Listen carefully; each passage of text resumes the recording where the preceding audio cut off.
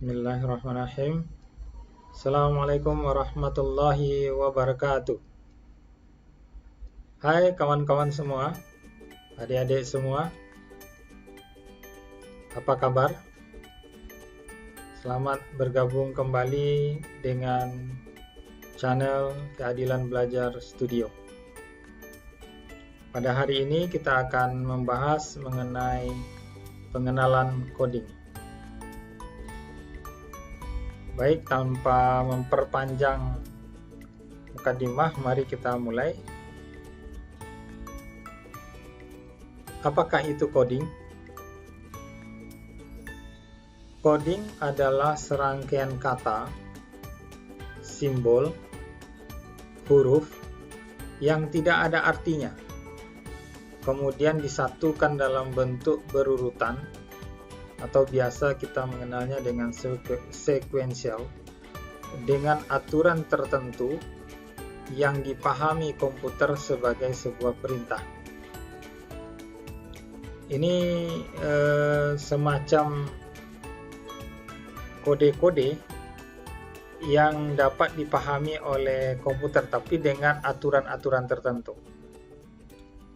Jadi kalau kita menulis kode tanpa aturan tertentu, tanpa menggunakan aturan, maka tentunya komputer tidak memahaminya sebagai sebuah perintah. Maka tugas kita sebagai seorang coding atau seorang ahli dalam coding, maka memastikan simbol-simbol, kata-kata, huruf yang kita gunakan itu dipahami oleh komputer sebagai sebuah perintah. Itu yang harus pertama kita pahami terlebih dahulu. Selama satu semester ke depan, kita akan membahas materi coding atau pembelajaran coding ini sesuai dengan takaran 16 kali pertemuan. Apa-apa saja yang akan kita pelajari? Untuk mempelajari atau membahas tentang coding, maka kita harus punya peta belajar dulu. Jadi kita punya peta, semacam peta atau semacam petunjuk jalan, atau bahasa lainnya adalah peta jalan yang sudah dilalui banyak orang. Jadi kita tidak membuat jalur sendiri, tapi kita membuat jalur atau peta jalan yang sudah banyak orang menggunakannya. Ya, apa-apa saja petanya itu? Ada beberapa jenis roadmap, peta jalan, yang digunakan untuk mempelajari tentang coding. Coding ini sesungguhnya lebih dalam lagi nanti kita masuk ke bahasa pemrograman. Bahasa pemrograman itu atau coding ini dapat melalui peta jalan front end, atau peta jalan back end, atau peta jalan DevOps, dan atau peta jalan React. Namun pada dasarnya hampir semua peta ini adalah mencirikan salah satu bentuk programming yang akan kita gunakan. Nah, saya berpendapat untuk pembelajaran coding kita lebih banyak menggunakan pembelajaran pemrograman web. Kenapa pemrograman web? Karena pemrograman web ini dapat langsung bermanfaat bagi adik-adik nantinya di saat proses menjadi mahasiswa. Apakah nanti adik-adik menggunakannya untuk kegiatan pembelajaran atau kegiatan ekstrakurikuler di kampus kita masing-masing, untuk menciptakan berbagai agenda atau berbagai kegiatan yang selalu didukung oleh konsep coding. Nah, ini saya mengacu pada roadmap atau peta jalan front end. Jadi kita pilih bahwa pada perkuliahan kita ini melalui jalur roadmap atau front end. Front end ini lebih dominan, itu adalah pemrograman web. Oke, apakah itu jalur front end? Jalur front end itu yaitu jalur yang digunakan untuk menampilkan suatu kekalayak. Artinya kita buat sebuah coding ini nanti dapat tampil di browser. Ini tujuannya untuk bisa dilihat oleh semua orang. Makanya di awal pertemuan kita membahas tentang internet. Kenapa internet? Sesungguhnya internet adalah salah satu jalan untuk membroadcast atau menampilkan kepada khalayak apa yang mau kita bicarakan, atau mau ide-ide apa saja yang muncul di pikiran kita, dan kemudian ide-ide itu kita ungkap di khalayak ramai. Biasanya jalur ini berkaitan langsung dengan pengguna banyak orang atau umumnya bebas, dan itu adanya di internet. Oke.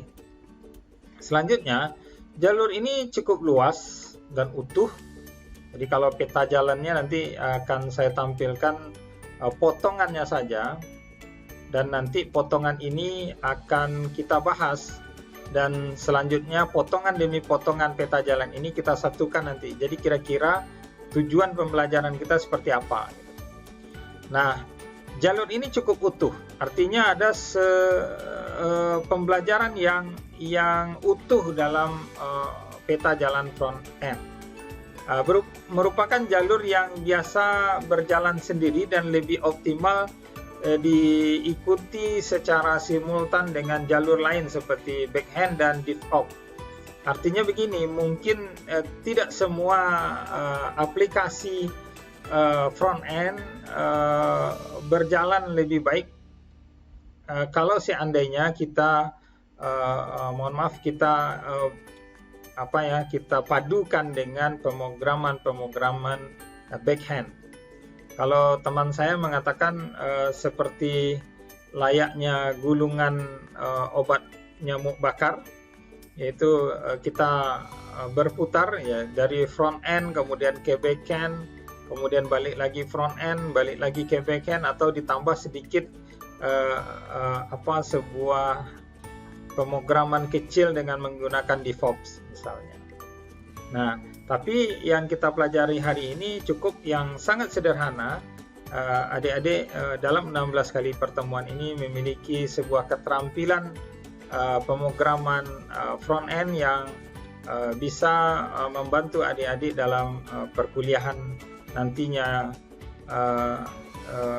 artinya dapat berkolaborasi dengan menggunakan coding-coding dalam berbagai aktivitas dan berbagai profesional di bidangnya gitu. Nah, berikutnya backhand terkait dengan pemrograman belakang untuk mensupport pemrograman front end. Nah, ini terkait dengan ini. Sebenarnya kedua jalur ini saling bertemu dalam petanya. Jadi kalau kita buat ini ada satu buah peta front end, kemudian di sini ada satu peta backhand, pada suatu titik dia ada satu titik penyatuan. Jadi dia saling menyatu dan saling mendukung gitu. Dan umumnya untuk jalur DevOps itu lebih banyak digunakan bidang-bidang teknik seperti mahasiswa teknik elektro atau teknik elektronika atau teknik industri dan sebagainya. Mereka lebih banyak menggunakan jalur pemrograman DevOps. Dan ini seperti di desktop misalnya, atau Android, atau aplikasi robotik dan industri. Nah, biasanya nanti adik-adik boleh juga nanti walaupun kita dari jurusan katakanlah bahasa Indonesia atau kemudian dari program studi agama Islam, boleh silakan bergabung dengan tim robotik kami yang ada di unit kegiatan kemahasiswaan Universitas Negeri Padang. Silakan bergabung, dan saya selaku salah seorang pembimbing dan pendiri dari robotik ini mengajak adik-adik semua untuk bergabung dengan tim robotik Fakultas Universitas Negeri Padang. Baik, kita lanjutkan. Peta jalan front end dasarnya adalah seperti gambaran peta berikut. Jadi apabila kita membuat sebuah aplikasi pemrograman web, maka hendaknya kita punya jalur atau langkah-langkah apa saja yang harus kita pelajari. Yang pertama, kita harus memahami tentang apa itu internet. Pada minggu yang lalu kita sudah menonton video tentang bagaimana sebuah internet dan bagaimana internet itu bekerja, dan bagaimana kemudian data itu berpindah dari satu server ke klien, atau kemudian klien juga memasukkan data ke server. Itu memiliki alamat. Nah, ini harus tuntas saudara pahami, dan kalau seandainya belum paham, silahkan tonton ulang video yang sudah ada linknya di e-learning kita. Itu yang pertama yang harus dipahami. Yang kedua, kita akan membahas tentang coding. Ini bukan bahasa pemrograman, ini adalah coding sederhana berupa HTML. Ini HTML ini adalah bahasa coding tertentu yang hanya digunakan untuk membrowsing sesuatu atau menyampaikan sesuatu di layar browser. Selanjutnya yang akan kita pelajari adalah CSS. CSS ini semacam template atau semacam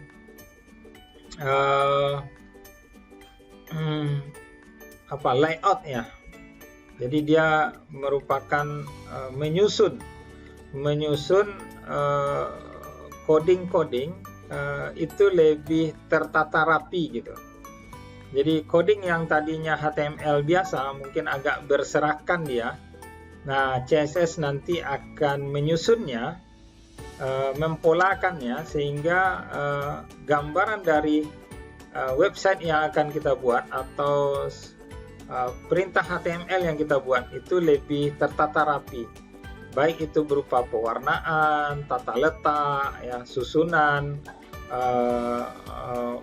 pencahayaan dan segala macamnya itu bisa dikelola dengan CSS.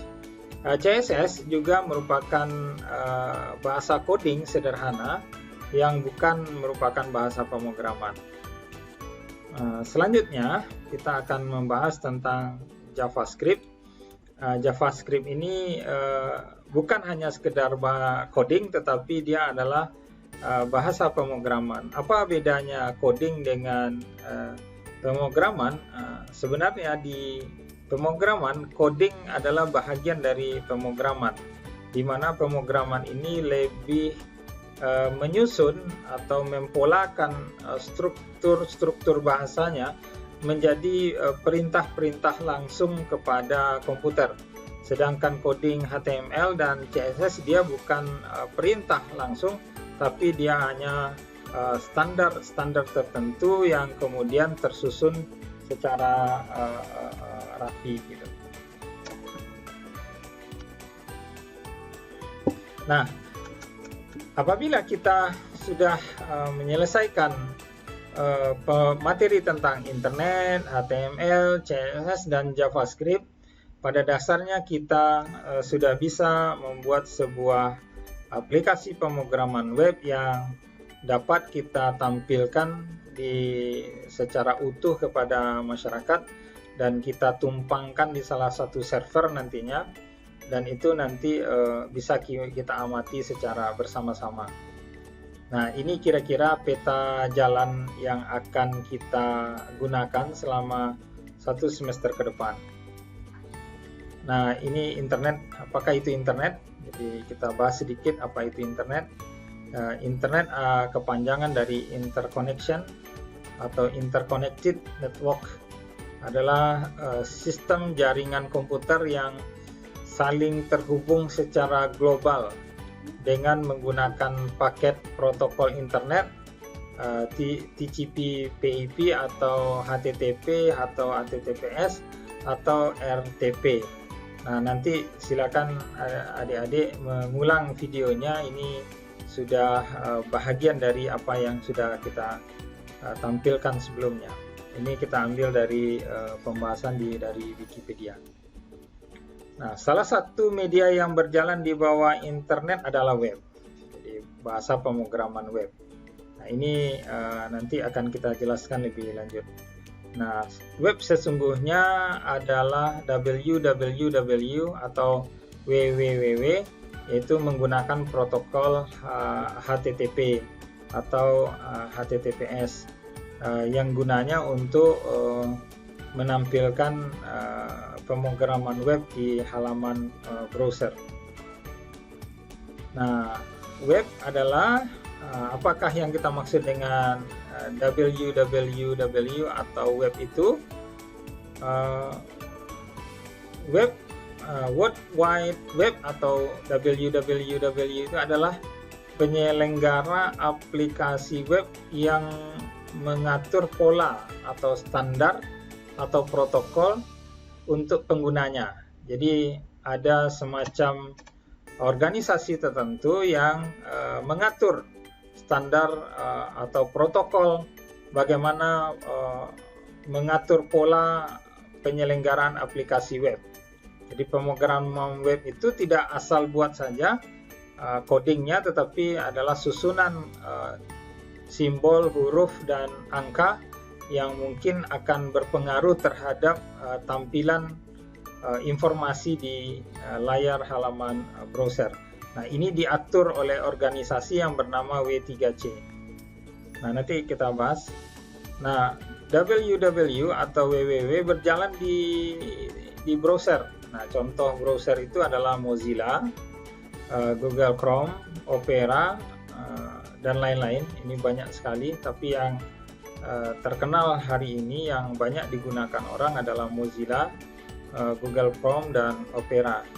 Ada satu lagi yang digunakan oleh Microsoft, dia namanya Microsoft Edge, yang dulunya itu adalah dikenal dengan internet browser yang ada di Windows. Lambangnya dulu itu E gitu. Nah, sekarang lambangnya seperti ombak gitu ya, di logonya gitu. Nah, ini browser ini boleh saja kita pakai browser manapun, karena sesungguhnya browser ini sudah menggunakan protokol atau standar yang diatur oleh W3C tadi. Nah, browser mengikuti pola standar yang ditetapkan oleh organisasi yang sekarang bernama W3C atau dikenal juga dengan World Wide Web Consortium, atau kita bisa buka ini halamannya. Nah, kebetulan browser saya gunakan adalah browser Edge yang punyanya Microsoft.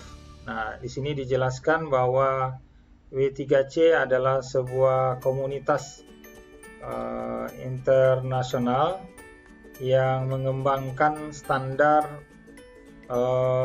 secara terus-menerus ya, mengembangkan di bawah sebuah pemrograman web. Ini dia. Jadi peranannya hanya dalam bentuk pemrograman web. Nah, bisa digunakan untuk semua, yaitu boleh dari internationalization, web security, dan privasi. Di industri juga banyak digunakan di otomotif, entertainment, kayak di TV, broadcasting ya gitu ya, publishing, kemudian web payment, dan seterusnya. Ini banyak sekali berkembang ini coding-coding ini, sehingga kita banyak temukan sekarang usaha-usaha dengan didukung oleh coding-coding web.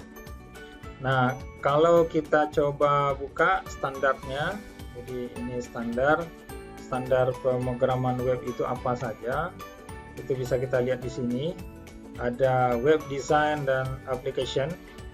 Nah, ini ada HTML seperti kita bahas, dan seperti jalur yang kita buat tadi, HTML, kemudian CSS.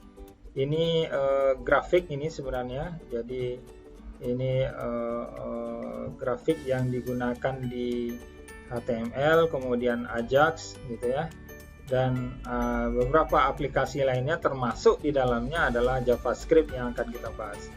Itu termasuk di wilayah web design dan application.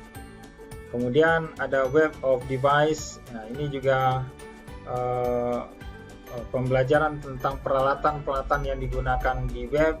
Ada mobile juga, ada printer juga, ada televisi juga, mobil juga, dan seterusnya gitu. Ini teknologi yang bisa kita gunakan. Adik-adik bisa berkunjung ke W3C Organization. Kemudian web arsitektur itu seperti apa? Boleh nanti kita bahas. Dan kemudian semantic web, kemudian XML teknologi, kemudian web of service. Ini API, katakan begitu. Nah, adik-adik nanti kan sering mendaftar, katakanlah itu login gitu dengan Google, katakanlah begitu, atau dengan alamat tertentu, misalnya Facebook. Apabila kita login, kemudian kita login dengan itu, maka akan diterima. Kenapa? Karena ada API. Nah, API itu adalah termasuk web of service. Nah, kemudian browser, kita bicara tentang browser yang tadi, ada Mozilla, ada yang lain-lain tadi yang kita sebutkan satu persatu. Nah, silakan untuk membaca ini. Nah, terkait dengan pembelajaran kita juga, maka katakanlah apa itu W3C, jadi misi-misi yang akan ada juga boleh dibaca di sini, sehingga nanti bisa kita berkolaborasi. Tapi paling tidak minimal yang akan kita bahas itu ke depan, bahasa pemrograman kita atau standar yang kita gunakan baru di wilayah web design dan application. Mungkin itu dulu yang terkait dengan W3C, kita tidak lanjutkan. Nah, selanjutnya peta jalan internet itu apa gitu. Nah, nanti adik-adik semua harus mencarinya. Dan tolong yang pertama ini adalah tugas adik-adik semua adalah mencari pertanyaan-pertanyaan yang ada pada peta jalan internet ini. Sebagian sudah ada di video yang saya serahkan. Adik-adik boleh menggunakan itu, tetapi lebih baik mencoba untuk browsing di manapun. Kemudian adik-adik tulis di selembar kertas atau menulis dengan katakanlah diketik, nanti kirim ke email saya. Oke, selanjutnya kita lanjutkan. HTML seperti apa? Ini logonya HTML5 dan ini adalah HTML dengan protokol terakhir yang kita harus gunakan, dan hampir semua browser sudah menggunakan HTML5. Jadi kita kenalkan dulu HTML itu apa. Dia adalah kepanjangan dari Hypertext Markup Language gitu. Jadi ini adalah sebuah bahasa kode. Jadi dia bukan bahasa pemrograman, melainkan bahasa markup yang terdiri dari kode-kode untuk menampilkan data di layar browser. Nah, ini dia. Dan kode-kode tersebut dikenal dengan tag.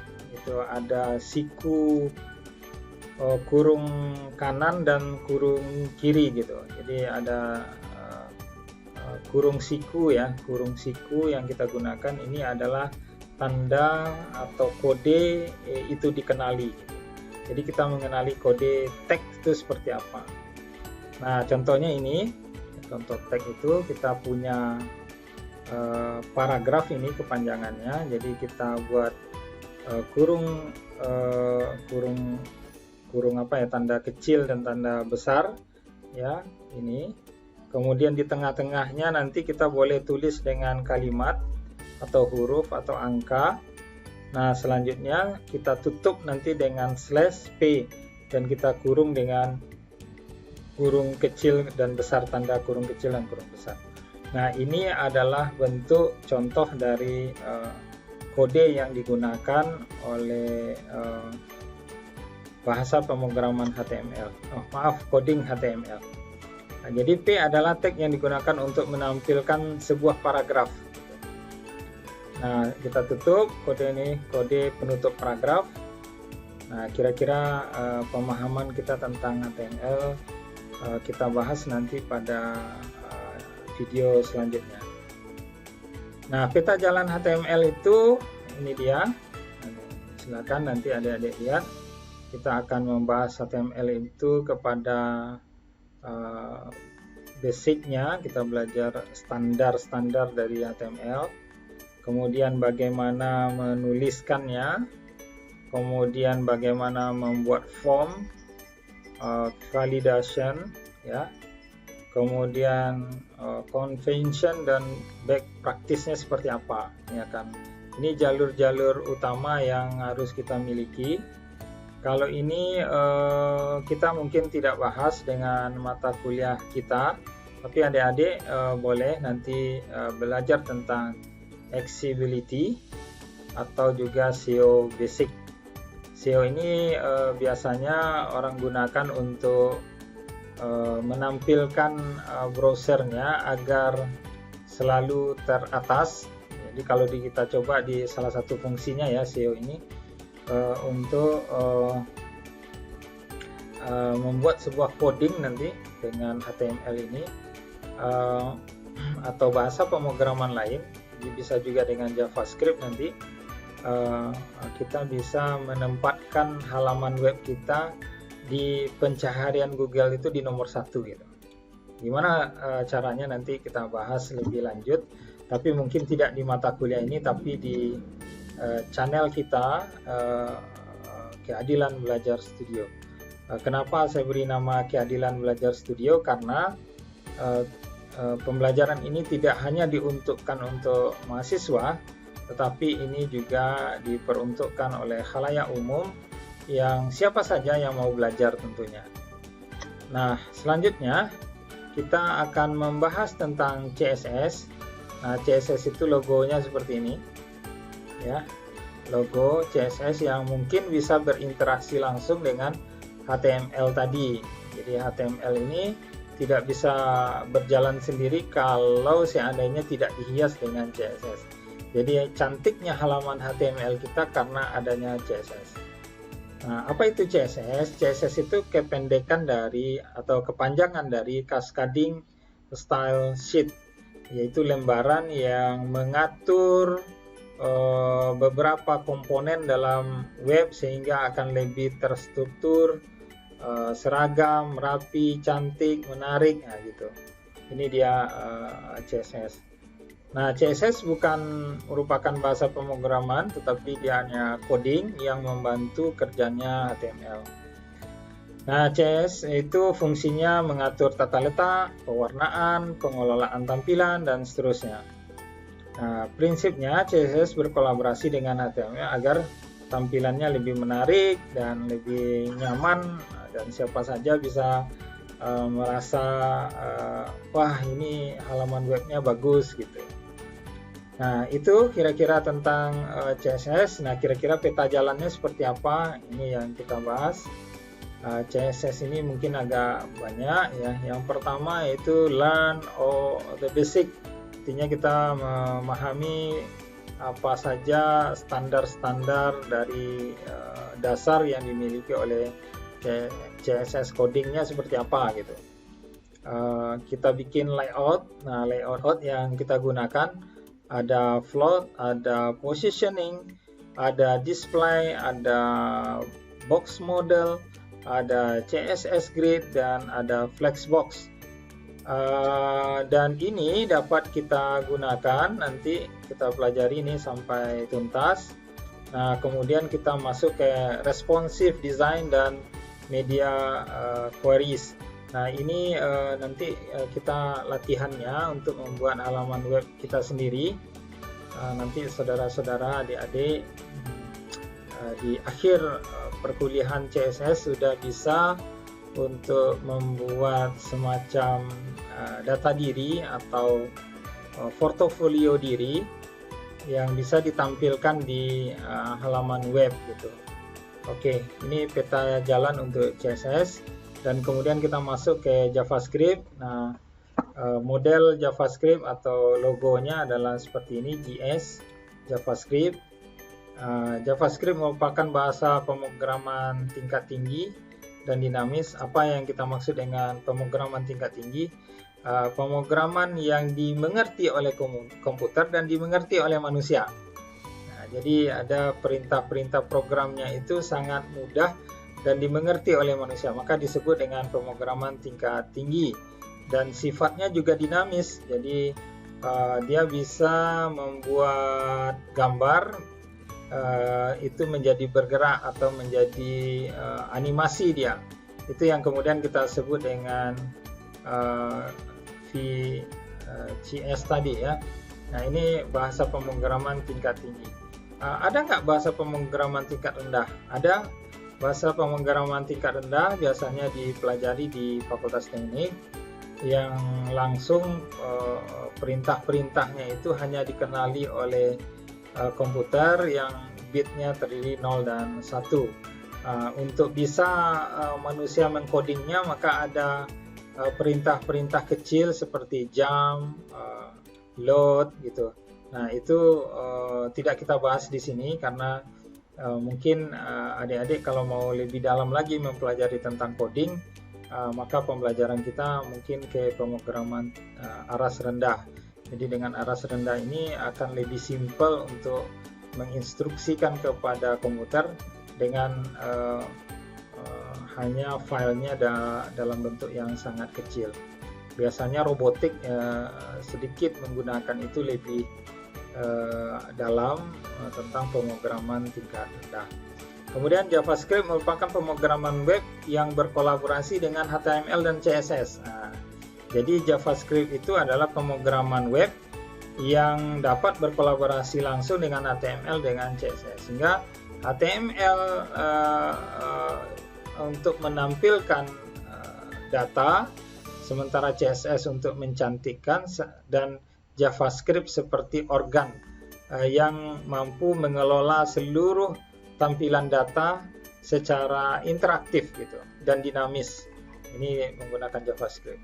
Nah, pemrograman JavaScript sangat berkembang karena mampu digunakan sebagai bentuk interaktif dalam halaman web, menyerupai pemrograman desktop. Ya, jadi mirip.